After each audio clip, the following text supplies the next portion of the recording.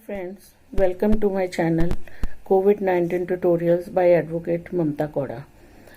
कल हमने पढ़ा वॉइड एग्रीमेंट्स के अंदर agreement in restraint of marriage और agreement in restraint of trade. आज हम आगे पढ़ेंगे the agreement in restraint of legal proceedings.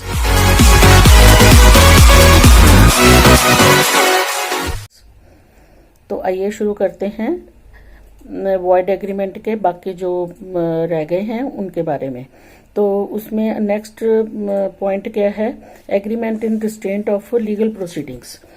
जब आप किसी के ऊपर एब्सोल्यूट रिस्ट्रेन लगा देते हो ताकि वो अपना जो राइट है उसको एनफोर्स ना करवा सके, तो ये वॉइड है। या आप एक टाइम लिमिट का उसके ऊपर लगा देते हो कि जो उसका वो राइट है वो सिर्फ उतने टाइम लिमिट के अंदर ही उसको एनफोर्स करवाए, अगर वो उसके बाद में करवाता है तो वो एनफोर्सेबल नहीं है। ऐसा जो एग्रीमेंट है वो वॉइड है। तो इसमें दो पॉइंट क्या हो गए, agreement by one party is absolutely debarred from enforcing his rights through usual legal proceedings. Second, agreement which places a time limit for enforcing a right through legal proceedings.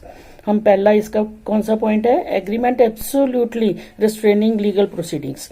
जब आप किसी पार्टी को जब agreement करते हो तो दूसरे बंदे को आप एब्सोल्युटली उसको रिस्ट्रेन कर देते हो कि आप वो अपनी लीगल प्रोसीडिंग्स जो उसकी बनती हैं उसको कॉन्ट्रेक्चुअल राइट्स को जाके वो एनफोर्स ना करवा सके, कोर्ट ऑफ लॉ में ना जा सके। तो ऐसा जो एग्रीमेंट है ये अपोज टू पब्लिक पॉलिसी है। तो अगर ये एब्सोल्यूट होना चाहिए। इसमें तपस मजूमदार वर्सेस प्रणब दासगुप्ता का केस था।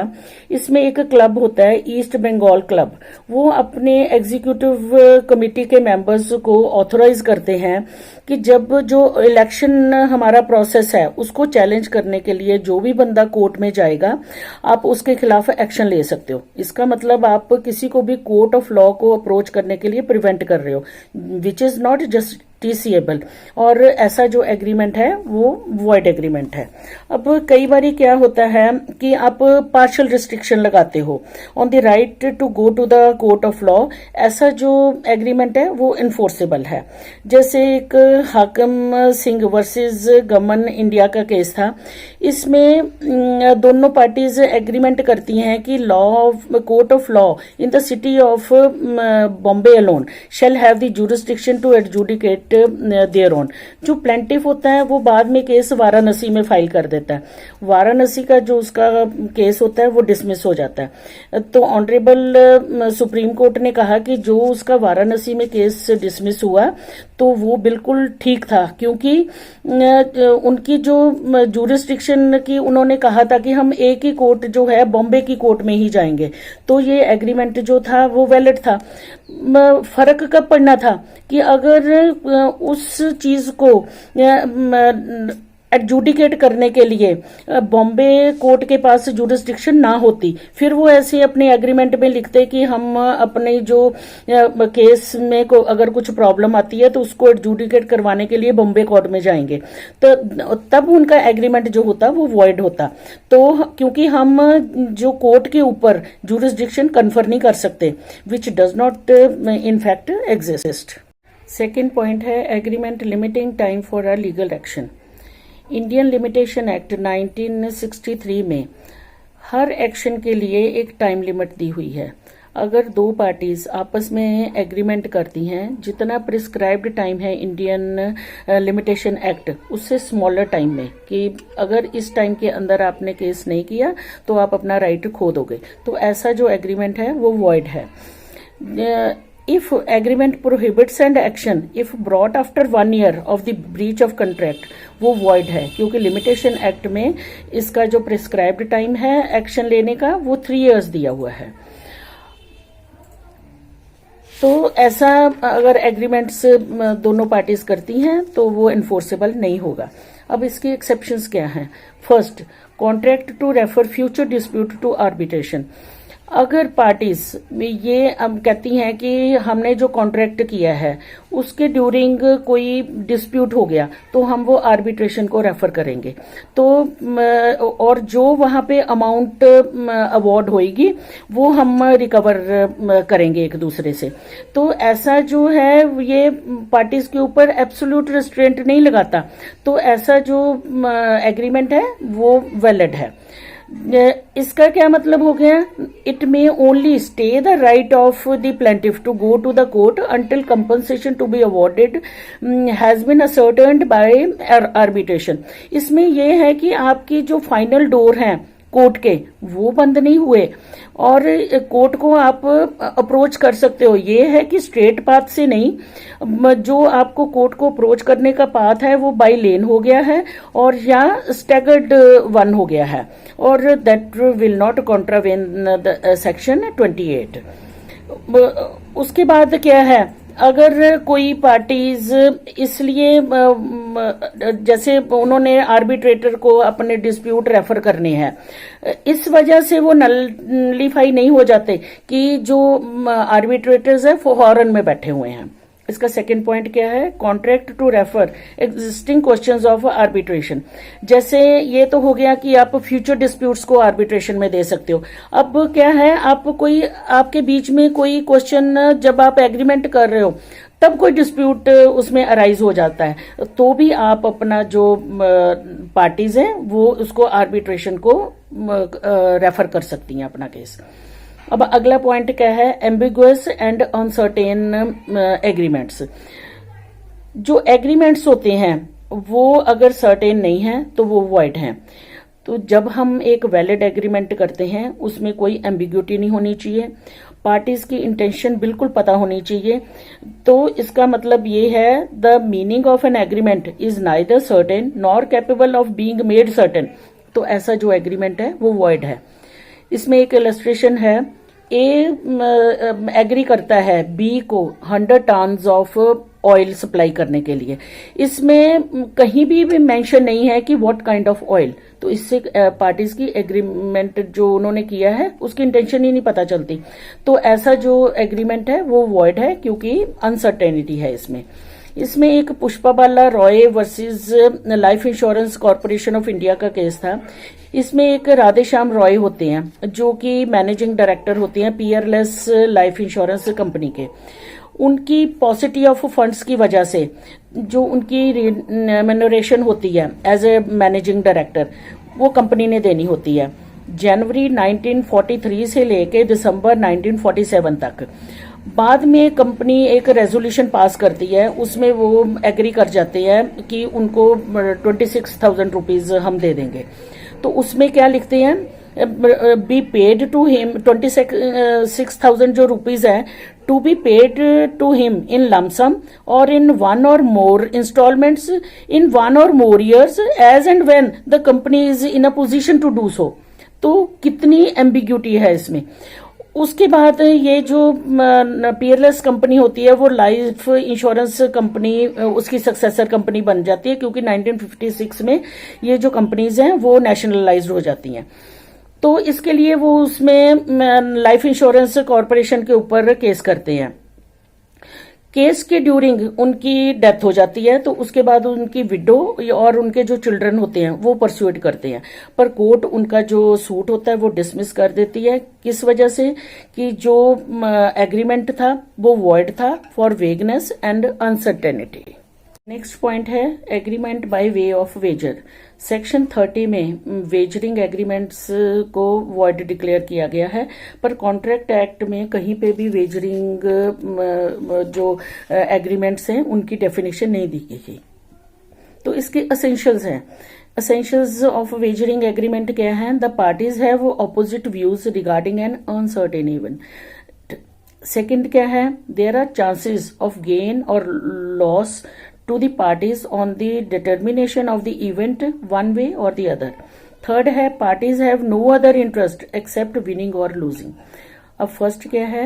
opposite views about an uncertain event. जैसे A B को कहता है कि आज बारिश आएगी, it is an uncertain event, बारिश आ भी सकती है, नहीं भी आ सकती। तो बी कहता है कि आज बारिश नहीं आएगी, ए कहता है कि ठीक है। अगर बारिश, दोनों कहते हैं कि अगर बारिश, एक बंदा कहता है कि आएगी तो तू मेरे को 100 रुपए देगा, दूसरा कहता है कि अगर नहीं आएगी तो तू मेरे को 100 रुपए देगा। तो एक अनसर्टेन इवेंट के ऊपर उनकी ये जो था एग्रीमेंट था, तो ये जो एग्रीमेंट है वो bye way of wagering void agreement है। इसमें एक केस था, इसमें एक्चुअल में क्या होता है, चांस ऑफ गेन और lose for the parties, there should be a chance of any one party winning और other losing on the determination of the event by one way और द अदर। जैसे ये rain वाला मैंने अभी आपको example दिया। एक केस था बाबा साहेब वर्सेस राजा राम का। इसमें दो रेसलर्स होते हैं, ए एंड बी।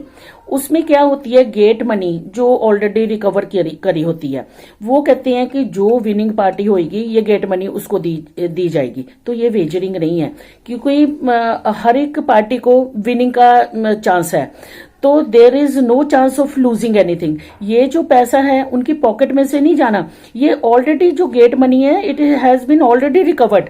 तो the nothing was to go out of the pocket of the loser of the match, the payment to the winner had to be made out of the gate money. तो इस वजह से ये wagering नहीं है।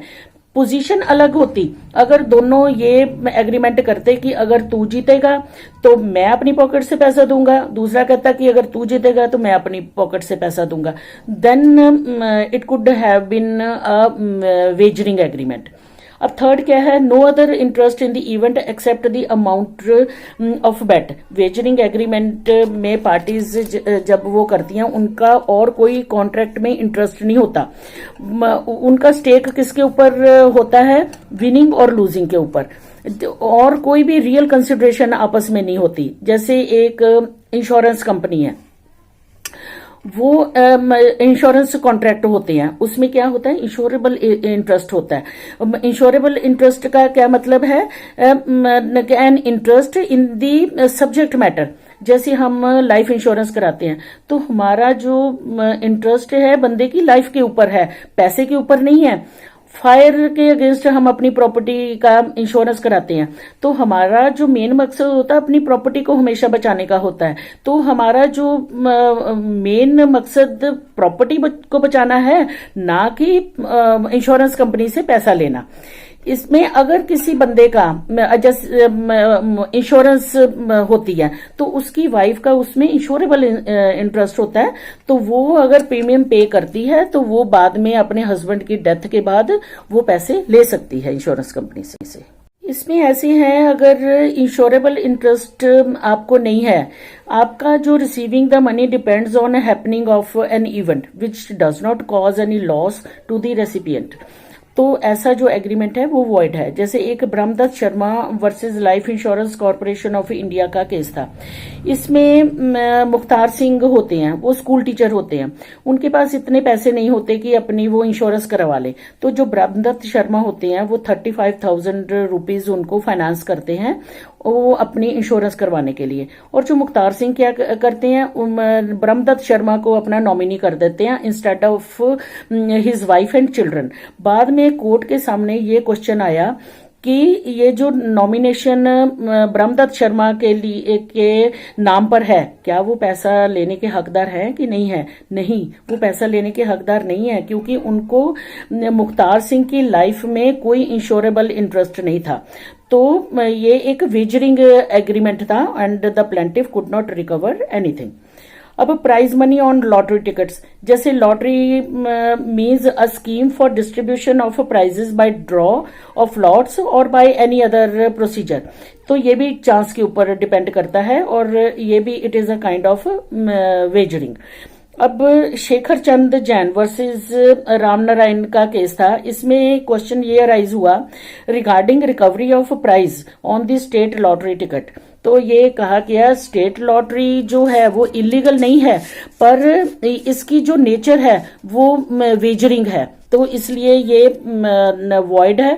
आप इसको एनफोर्स करके जो लॉटरी टिकट है कोर्ट में केस करके वो आप पैसे नहीं ले सकते हो।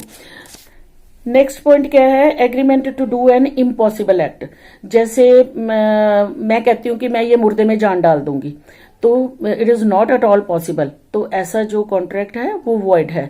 या कोई कहता है कि मैं आसमान में जोर से एक स्टिक मारूंगा और बारिश डलवा सकता हूं, these all are impossible acts which is not in the hand of any human, तो ऐसा जो एग्रीमेंट है वो वॉइड होएगा।